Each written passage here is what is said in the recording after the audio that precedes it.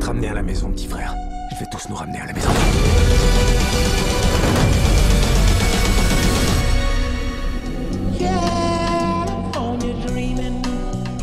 Bonjour à vous les petits cinéphiles, aujourd'hui une nouvelle sortie ciné avec le dernier film de Michael Bay, Ambulance. Alors laissez-moi vous dire que j'aime beaucoup ce réalisateur, notamment ses films comme Armageddon, The Rock, No Pain No Gain. Je trouve qu'il n'a pas son pareil pour filmer l'action et surtout les explosions. Et pour info, c'est un remake d'un film danois sorti en 2005 qui s'appelait Ambulansen, quelque chose comme ça, réalisé par Lauritz Munch Peterson. Au casting, on retrouve l'acteur Jake Gyllenhaal, l'acteur Yaha Abdul-Mateen II et la sublime Eiza González, qui a fait son petit bonhomme de chemin depuis sa révélation dans la série de Robert Rodriguez, From Dusk Till Dawn. Et alors, de quoi ça parle? Will Sharp, un ancien militaire, a besoin de la somme de 231 000 $ pour pouvoir faire opérer sa femme.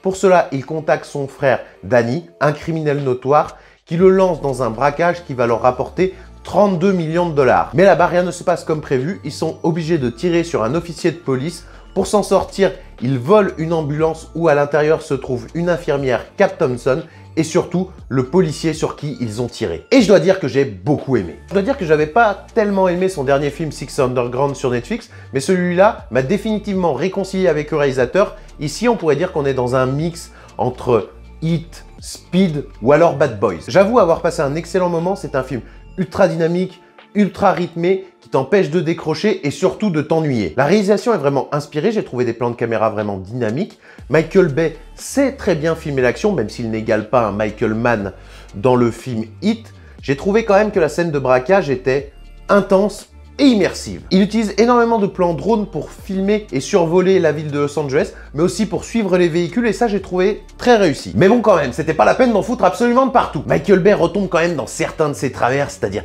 des cuts, des cuts, des cuts, des cuts, ce qui rend l'action un peu épileptique. On a aussi ses traditionnels ralentis, ou alors ses plans circulaires, mais bon, globalement sa réalisation est bonne. Mais ce que j'ai vraiment apprécié, c'est l'ambiance. C'est en fait trois personnages de profils tout à fait différents qui vont à un moment donné partager le même destin. On a une notion d'urgence dans ce film, ce qui donne énormément de rythme. D'abord le braquage, ensuite la course-poursuite, et on se balade dans absolument tout Los Angeles, que ce soit les beaux quartiers, mais surtout les bas-fonds. Et rappelons que pendant la course-poursuite, on a également un policier mourant qu'une infirmière essaie de sauver coûte que coûte, et t'en prends plein la tête. À un moment, elle est même obligée de faire une opération à 100 à l'heure. Enfin, vous verrez, c'est vraiment top. La tension est vraiment à son comble dans le film, et elle ne fait que monter crescendo. Tu te demandes vraiment comment cette histoire va finir, parce que rien ne se passe comme prévu, et tout foire dans ce braquage. Mais les personnages tentent le tout pour s'en sortir. Niveau acting, Jake Gyllenhaal est surexcité, survolté, on dirait qu'il est plein de coke. Alors, je pense que certains diront qu'il cabotine, mais pour ma part, j'ai été convaincu. Yaha Abdul-Mateen II est peut-être le personnage le plus attachant.